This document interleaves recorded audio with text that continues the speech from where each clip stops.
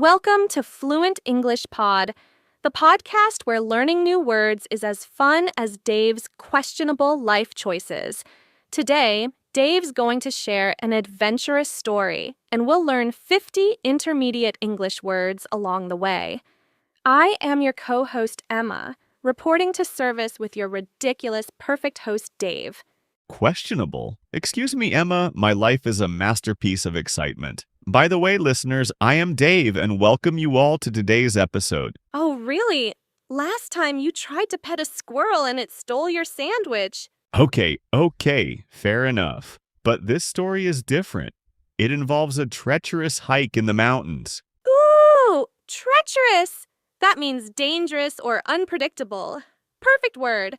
All right, listeners, grab your notebooks. Let's begin. So I decided to hike Mount Whisper, famous for its precipitous cliffs. Whoa, precipitous means very steep. Like a cliff that could send you tumbling if you're not careful, which, knowing Dave, he wasn't. I was extremely careful until I saw a majestic eagle soaring above me. Majestic means grand and beautiful, like that eagle, and unlike Dave when he trips over his own shoelaces.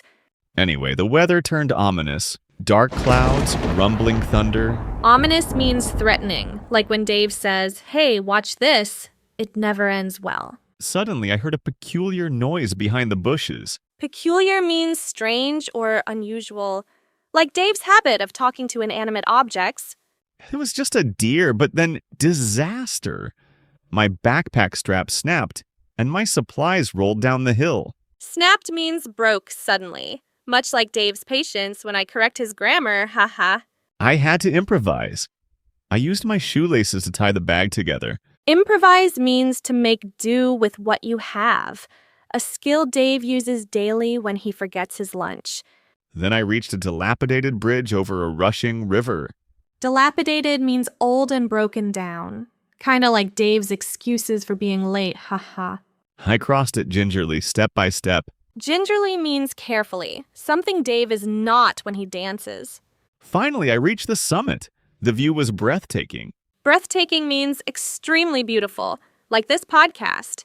But my adventure wasn't over yet. As I stood there, mesmerized by the view, I realized I had no idea how to get back down. Mesmerized means completely captivated, like when Dave stares at a vending machine deciding between chips or candy.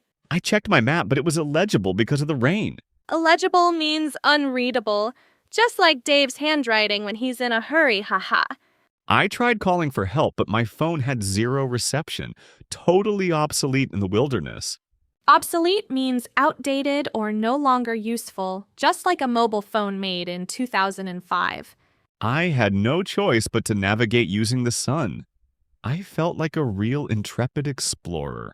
Navigate means to find your way, and intrepid means fearless, though I'd say reckless fits Dave better. As I walked, I noticed the trees were sparse, making it hard to find shade. Sparse means thinly scattered, like the hair on Dave's head after he tried cutting it himself. Then I stumbled upon a secluded waterfall, crystal clear and untouched. Secluded means hidden away, kind of like Dave's common sense sometimes. I was parched, so I drank some water and immediately realized I forgot my filter. Parched means extremely thirsty, like you are revering shower in my parched soul. Luckily, I remembered my survival training and sterilized the water with fire. Sterilized means to make clean and germ-free, unlike Dave's kitchen. But then I heard a guttural growl and froze in trepidation. Guttural means harsh and throaty, and trepidation means fear, like how I feel when Dave says, "I have an idea." It was just a docile fox, but for a second I thought I was doomed.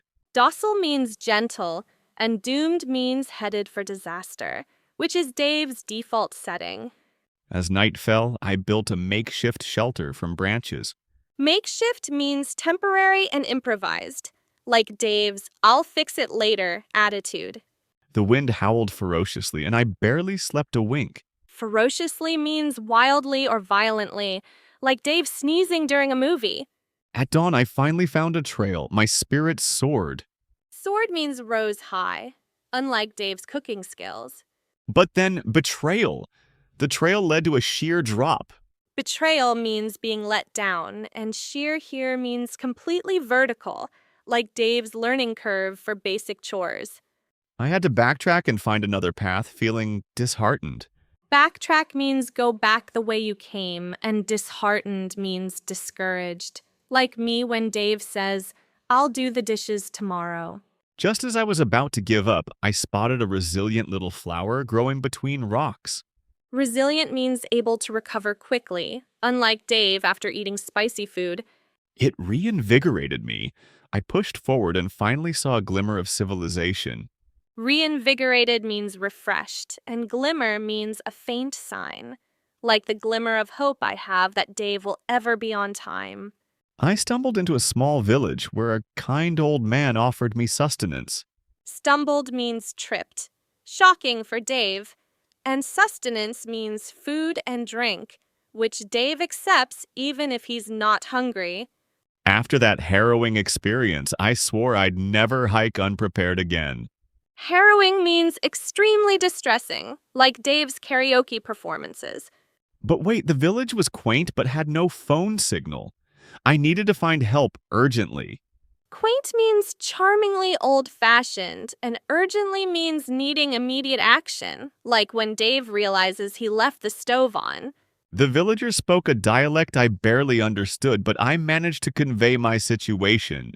Dialect means a regional language variety, and convey means to communicate, unlike Dave, who just mumbles and points. They offered me a bland but hearty soup, better than nothing. Bland means lacking flavor, like the flavorless soups given in the hospitals. One villager, a burly man named Pavel, offered to guide me back. Burly means large and strong, the opposite of Dave's noodle arms. The path was arduous, full of gnarled roots and slippery rocks. Arduous means difficult and tiring, and gnarled means twisted and rough, like Dave's sleeping posture. Pavel moved effortlessly while I panted like an old dog. Effortlessly means with ease, and panted means breathed heavily, Dave's default state after climbing stairs. Suddenly, we heard a deafening roar, a landslide. Deafening means extremely loud, like Dave snoring on a camping trip. We scrambled up a hill, my heart pounding in my chest. Scrambled means moved quickly and clumsily, and pounding means beating hard, like my headache after Dave's stories. The landslide missed us, but now we were stranded on the wrong side of the valley. Stranded means left helpless, like me whenever Dave says, "I'll handle the directions." Pavel, unfazed, whittled a walking stick for me from a branch. Whittled means carved wood, a skill Dave lacks unless you count ruining butter knives. We had to traverse a rickety log over a ravine. Traverse means to cross, and rickety means unstable, like Dave's balance after spinning in an office chair.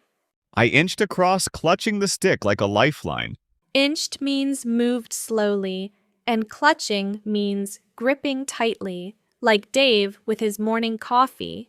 Finally, we reached a road. A passing truck gave us a ride to town. Passing here means going by, unlike Dave's patience, which never passes. At the town, I recounted my adventure to the police, who looked incredulous. Recounted means told a story, and incredulous means unbelieving. Their faces match mine right now. I profusely thanked Pavel and bought him a lavish dinner. Profusely means excessively, and lavish means luxurious. Dave's way of overcompensating for nearly dying. The next morning, I took a leisurely bus back to civilization, vowing never to hike solo again. Leisurely means relaxed, and vowing means promising solemnly, we'll see how long that lasts. See? Learning English is an adventure just like my life. An adventure in poor decision-making, maybe. But hey, at least we learned 50 new words. Next time, I'll tell you about the ludicrous time I got locked in a bakery overnight. Ludicrous means ridiculous, perfect for your stories. Until then, keep practicing, learners, and maybe take a hiking safety course before your next trek. Hey, trek just means long hike. See, listeners, you're learning even when Emma roasts me. See you in the next episode, listeners.